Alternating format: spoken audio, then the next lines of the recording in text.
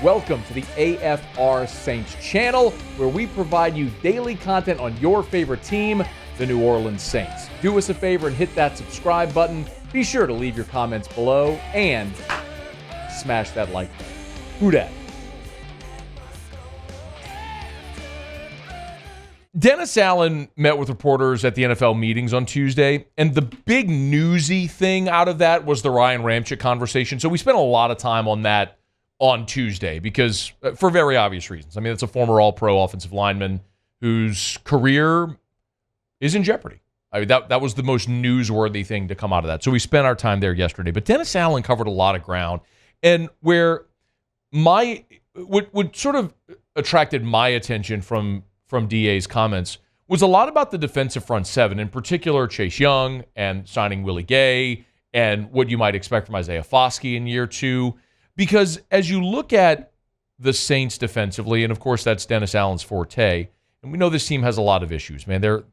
I don't know that I could look at any position group and say, yeah, they're set there. Like, we know Derek Carr is going to be the quarterback, but I don't think anybody's super pumped about it. I feel like you have two really good receivers in Chris Olave and Rashid Shaheed, but you certainly don't have depth there. Tight end is very much in question. Offensive line is the worst unit on the team. Interior defensive line, you got some production out of your free agents signings from a year ago with Shepard and Saunders, but your defensive end position, I mean, you were bottom 5 in the NFL in sacks this year. I think you feel really good about your first two linebackers, but you have no depth after that. We've talked plenty about corner, and obviously now you don't have Marcus Maye. There's nowhere on the field where you go, yep, set. So I think throughout this offseason, a lot of what we're going to do is explore those position groups and what way they try to fortify them. We've talked plenty about how I think they should go in the draft with offensive line, but Dennis Allen spent a good time on Tuesday talking about the defensive line, and most notably, of course, is signing Chase Young, the former number 2 overall pick. Look, I don't know that I really knew that he was going to be available, and then we quickly found out that, he was going to be available and he was going to be in a range that we felt like, we could get to. I think he's extremely talented. I think he's extremely motivated. We had a great visit with him, had dinner with him the night before, then brought him over, obviously did all the medical, and I just think he's going to be a really good asset, for our defense. So the big question, obviously, is the neck, right? I think there is none of you listening right now should object at all to signing Chase Young to a 1-year prove-it deal, especially whenever we learned the terms of that deal. When we heard $13 million guaranteed, it looked a lot like the deal Marcus Davenport got from Minnesota a year ago. But now that we learned so much of that salary is tied into roster bonuses, meaning just being active on game day, it's like, okay, well, if he gets injured and he's not there, then you're good. But either way, that's OPM, y'all. That's other people's money. I'm not worried about where Gail Benson spends her money. I'm more worried about the strategy of how you manage this against the cap. So, fine. 1-year prove-it deal, Chase Young, former number 2 overall pick. Do you remember? Chase Young was the the defensive rookie of the year. He had double-digit TFLs and 7.5 sacks as a rookie. Like, when he has been healthy, he's been good. The problem is being healthy. So then there's the neck thing, right? So we're all like, all right, well, he's coming off the knee, be motivated, healthy, prove it 1-year deal, and then we learn about the neck when it really just soured, I think, everybody's opinion on this. Well, here was Dennis Allen for the first time addressing the team signing Chase Young despite knowing he needs neck surgery. We knew that, he was going to have this surgery. And I think the good thing for all of us involved was everybody that we talked to felt like, look, it's not a matter of if he's going to heal and be fine. It was just a matter of when. And so, I think we're kind of comfortable with the timelines that we have, and yet, it's a human body. It's going to heal at its own rate, but I know he's going to do everything he can to get himself back and get himself ready as quickly as possible. When I think of, prominent NFL players that have had neck injuries, the first one that always comes to mind for me is Peyton Manning. Peyton Manning, you remember, had that spinal fusion. His neck, it cost him a year of his career. That's why they ended up effectively tanking and drafting Andrew Luck, and then Manning went to Denver. But after that, Peyton Manning won an MVP. He set the NFL record for passing and passing touchdowns in a year in Denver. His first season in Denver there in 2013. So Peyton Manning playing the quarterback position came back from a neck injury. Matthew Stafford was, they toyed with the idea of him having neck surgery. Micah Hyde is another guy who had a neck injury and came back from it. So I guess my point is, we've seen players have neck issues and come back from them successfully.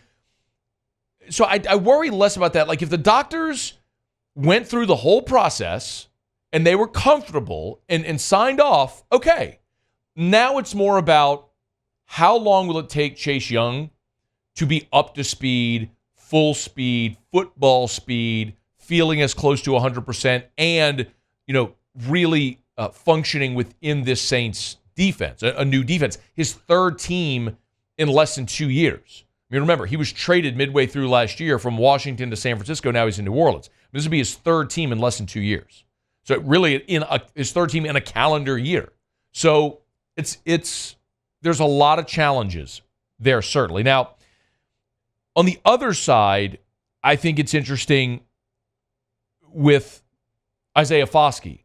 Because if Foskey, who was the second-round pick a year ago, if Foskey had blossomed and shown a lot of potential a year ago, then you probably don't need to go sign Chase Young because you feel really good. You got an aging Cam Jordan.